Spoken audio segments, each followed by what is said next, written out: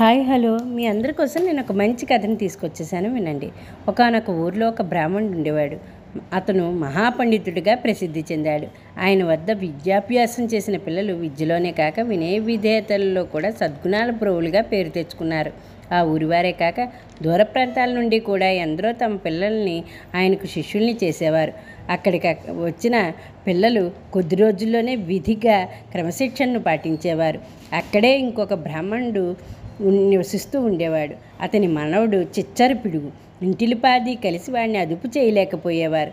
చివరకు ఈ పండితుడిని గురించి తెలుసుకుని అతని దగ్గర విద్యాభ్యాసానికి పంపాడు. కొద్ది రోజుల్లోనే వాడు బుద్ధిమంతుడయ్యాడు.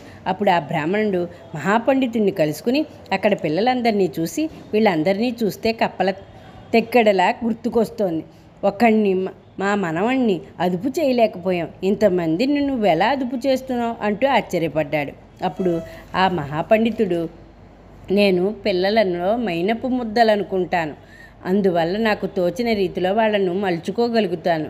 మీరు వాళ్ళను కప్పలనుకుంటారు, అనుకుంటూనే తక్కెడలో కూడా వేస్తారు.